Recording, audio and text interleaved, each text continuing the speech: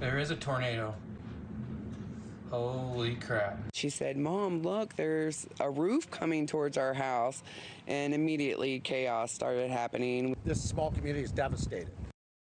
Well, Michigan is still reeling after a series of catastrophic tornadoes hit the southwest part of that state. The National Weather Service has confirmed 4 tornadoes during the severe weather outbreak Friday, one in Union City, which killed 3, one in 3 Rivers, one in Edwardsburg, killing a 12-year-old child among the victims, and then one touching down in Calhoun County. Despite those multiple touchdowns, there are now reports people never heard the warnings. The National Weather Service never issuing a tornado watch, triggering a formal investigation by Michigan Governor Gretchen Whitmer. Now, 3 Rivers is one of the areas most impacted by Friday's storm, and 3 Rivers Mayor Angel Johnston joins me live. Mayor, thank you so much for giving us some of your time today. I know there's a lot happening there in your town. So what is the situation there in 3 Rivers right now? How bad is the destruction? Thank you so much for having me. Union City definitely got it worse than we did. What you're seeing, that video right now, I just saw for the first time today. That is a strip mall that I frequent. I'm probably there 3 or 4 times a week, and I can't fathom what it was like to be in those buildings. I met with one of their cashiers today, and she's okay. She told me everyone was all right. But right now, we're just still trying to dig out. There's so much debris. Menards is a home improvement store, and it was hit very, very badly. And it seems as though the contents was just strewn for miles. There was another big box store called Meyer that was hit, and parts of it landed at our airport 2 miles away. So we have debris and trees. There are people who don't even know where their garage doors are, as you can see, houses like that. So we have a lot of cleanup to do.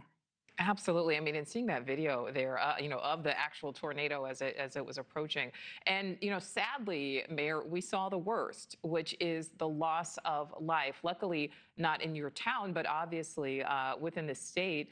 But there are now these reports that there may not have been adequate warnings ahead of these tornadoes, which we do know can be tough to predict. But what more can you tell us about? I can tell you. Yeah, what happened? Did warnings go out?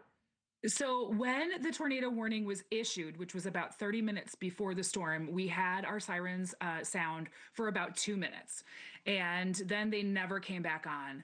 I texted our city manager, who is not the person who pushes the button, but who should be in touch with the person who does, that a local team called the Michigan Storm Chasers, who are the most amazing meteorologists you could ever imagine, were tracking our storms street by street. We had a 5-minute warning. We had a 3-minute warning. We knew exactly where this storm was, and they never set the sirens back off. I later found out from one of the emergency management team members that a policy change was made, and that they simply sound the siren when the warning is issued, and then they never do it again. So even if they know that a tornado has materialized and is on the ground, they do not offer that warning sign again.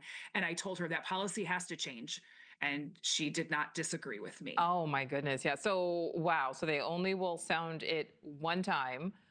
Yes. So now the governor there, Governor Whitmer, it has triggered this formal investigation. What are your thoughts on that? Do you think that definitely needs to happen? Absolutely, especially because this policy change, to the best of my knowledge, was never made public. When the sirens went off, it was a beautiful sunny day, which is often the case right before a tornado. You don't get a ton of warning, but the warning means, like, yes, conditions are really, really strong for one, or maybe there's some rotation, but it doesn't mean that there's necessarily a tornado on the ground. When we have storm chasers literally saying, I have a debris cloud of this size, it's on M60 in Roberts Road, it's on M60 in Kroll Road, coming right into our town, and our officials have that knowledge, there is no reason for them not to sound our alarms. There was one of my constituents who is generally able-bodied but recently had surgery. She fell down her stairs. An elderly friend of mine couldn't get down her stairs. She considered throwing her dog down the stairs. There was another gentleman who was watching to the west and standing in front of his front window, and the tornado was rain wrapped, so you couldn't really see it. He didn't know there was a tornado until it started to rip his house apart. We needed those sirens.